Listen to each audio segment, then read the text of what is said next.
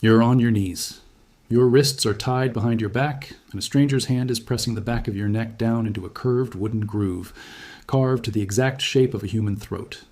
Above you, 88 pounds of angled steel is sitting 14 feet in the air, held by a single rope. In about 2 seconds, somebody's going to let go of that rope. And here's the part that should actually bother you. The part that doctors, chemists, and executioners have been arguing about for 200 years and still haven't fully settled. When that blade finishes its job, does it actually feel like it's over? Or does something in you keep going for a few more seconds, aware, inside a head that is no longer connected to anything? Every movie has trained you to skip past that question. Sofia Coppola's Marie Antoinette famously cuts to black right before the blade drops, like the director herself couldn't stomach the follow-through. Dickens gives Sidney Carton a noble little internal monologue in A Tale of Two Cities, and then just ends the chapter.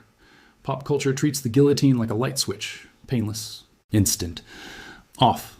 The actual medical history is stranger than that and considerably less comforting. Subscribe now while you've still got the neck for it. Let's back up, though, because your body starts working against you long before the blade is anywhere near your neck. The walk to the platform alone is doing damage. Your adrenal glands are dumping adrenaline into your bloodstream, your heart rate is climbing past 140 beats a minute, and your muscles are locked in a full-body brace that your nervous system designed for fighting or running, neither of which is an option here. This is the same stress response your body uses for a car accident or a bar fight, except you can't do anything with it. It just sits there, cooking you while you kneel. Your senses, meanwhile, are doing something almost cruel. Under this kind of acute stress, your pupils dilate to pull in as much visual information as possible. Your hearing sharpens to the point where ordinary sounds become almost painfully crisp, and your perception of time actually slows down, a well-documented effect of your amygdala flooding your brain with signals that prioritize threat detection over everything else. The crowd noise, the creak of the rope pulley, the sound of wood against wood as your neck is locked into place, all of it arrives louder and slower than it would on an ordinary day. Evolution built this feature to help you react faster to danger. It was never designed for a scenario where there is nothing left to react to. Now, the machine itself. The guillotine was engineered specifically to solve a problem, and the problem was human beings being bad at killing each other quickly. Executioners with axes and swords routinely needed 2, 3, sometimes 5 swings to finish the job. And Dr. Guillotine's whole pitch to the French government in 1789 was that a machine wouldn't get tired, wouldn't lose its nerve, and wouldn't miss. The blade weighs about 88 pounds. It drops from roughly 14 feet, hits about 21 feet per second, and completes the cut in around 2/100ths of a second. For comparison, that is faster than your eye can blink. The math is simple physics, the kind your high school teacher drew on a whiteboard. A heavy object falling from a height converts stored potential energy into kinetic energy. And that energy gets delivered into a very small area, angled at 45 degrees to shear cleanly through cartilage, tendon, and bone instead of just bruising it. It is, mechanically, one of the most efficient cutting devices humans have ever built for this specific, horrifying purpose. And France trusted it enough to keep it as the official method of execution until 1977. Here's what that means for your neck specifically. Your cervical spine is a stack of 7 small bones, cushioned by discs wrapped in muscle, and running straight through the center of it is your spinal cord, the thick cable of nerve tissue that carries every single instruction your brain sends to your body and every single sensation your body sends back to your brain. Alongside that, you've got your carotid arteries, which are the main supply lines pumping oxygenated blood up into your brain, and your jugular veins, which carry blood back down. The blade goes through all of it in one pass, typically between the 3rd and 4th vertebrae. In engineering terms, this is called mechanical transection, which is just a clinical way of saying every wire and every pipe connecting your head to your body gets severed simultaneously. This is where the actual argument starts, the one that's kept anatomists up at night since the French Revolution. Your nervous system carries different types of signals at different speeds, running through physically different types of nerve fibers. Touch and pressure, the fast stuff, travel through thickly insulated fibers at well over 100 meters per second, essentially instantly by human standards. But the slow-burning, lingering kind of pain, the kind your body uses to make an injury really register, that travels through thin, poorly insulated fibers, closer to walking pace. So here's the genuinely strange implication. If your brain registers anything at all in that 2/100th of a second, it's likely to be a single, instantaneous jolt, the fast signal arriving right as the connection is cut, with no time for the slow, dragging pain signal to ever make the trip. The line goes dead before the second call comes through. But losing the ability to feel pain from your neck down is not the same as losing consciousness, and this is the part the myth of the instant humane guillotine completely skips over. Your brain doesn't run on nerve signals from your body. It runs on oxygen, delivered by blood pumped by a heart that 1 second ago was still attached to it. When the carotid supply is cut, your brain doesn't instantly flatline, because there's already a reserve of oxygenated blood sitting inside your skull's own blood vessels, like fuel still in the line after you've cut off the pump. Fighter pilots experience something similar when extreme G-forces drain blood from their brains. They don't black out immediately. They typically stay conscious for 4 to 6 full seconds before the lights go out, because the brain is coasting on what it already had on hand.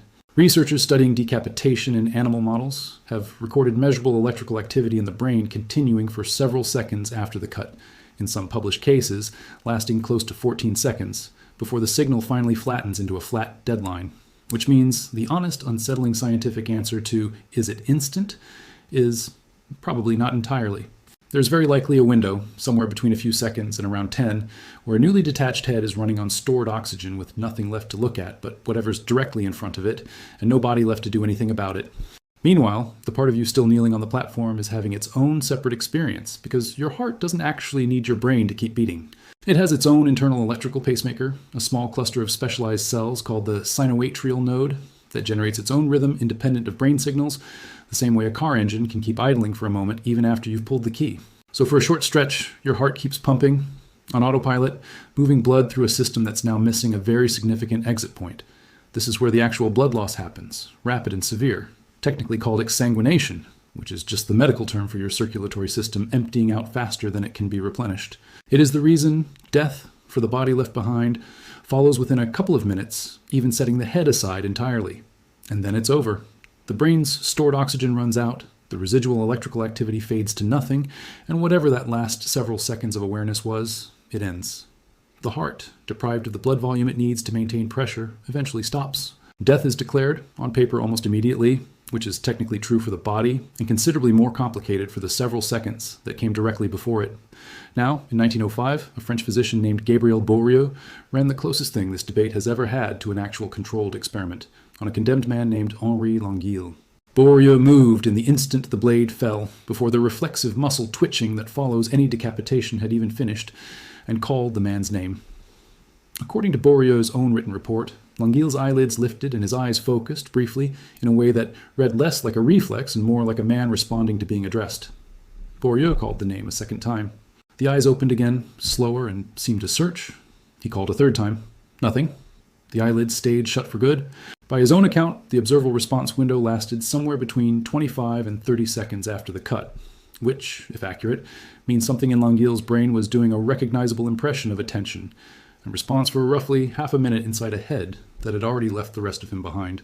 It remains the single most cited piece of primary source evidence in this entire debate, mostly because Boriot was a trained physician taking real-time notes at the scene, not a second-hand rumor passed down for a century. Which brings us to the story you've probably already heard, because it's the one that always gets attached to this topic. Antoine Lavoisier, the father of modern chemistry, the man who named oxygen and helped build the metric system, is said to have arranged with an assistant before his own execution in 1794 to blink for as long as he possibly could after the blade fell, one last data point donated to science. Depending on which retelling you get, he managed somewhere between 15 and 30 seconds of deliberate blinking. It's a genuinely great story, exactly the kind of thing you'd want to be true about the man who discovered oxygen. The problem is that it appears in none of Lavoisier's contemporary biographies. The layout of the execution site makes the observation logistically doubtful, and historians who've gone looking for a primary source have consistently come up empty. The real, well-documented version of Lavoisier's death is less poetic. He was executed for his ties to the old tax system, and the judge overseeing his trial reportedly told him the Republic had no need of scientists. Charlotte Corday's case, a year earlier, is the third leg of this debate, and it's the one with actual eyewitnesses rather than an assistant's private testimony. Corday had stabbed the radical journalist Jean-Paul Marat to death in his bathtub, was tried and guillotined 4 days later, and went to the blade calm and composed. Crowds at the time were so convinced severed heads retained some flicker of awareness that executioners had taken to holding the head up afterward as a kind of proof. When Corday's assistant, a man named Legros, held her head up and struck it across the cheek, several witnesses in the crowd, including a physician, claimed her face flushed and visibly registered indignation. Nobody has ever definitively settled whether that was genuine awareness, a leftover muscular reflex, or a crowd seeing exactly what it already believed it would see. Which tells you something useful about this whole topic. Even the best documented case on record, Boriot's, only gets you to probably for a few seconds, maybe. The real science is unsettling enough on its own. It never needed the embellishments, and people added them anyway. Every other episode in this series gets to this point and hands you a checklist, because most of these deaths leave you some kind of window. This one doesn't. Once that blade is released, there's no move, no trick, no biological workaround. So we're skipping the checklist. The only leverage anyone in this seat ever had came before the blade dropped, and it came from paperwork. Consider Thomas Paine, the American writer whose pamphlet Common Sense helped light the fuse on the American Revolution. In 1793, Paine was imprisoned in Paris during the Reign of Terror after publicly opposing the execution of the French king.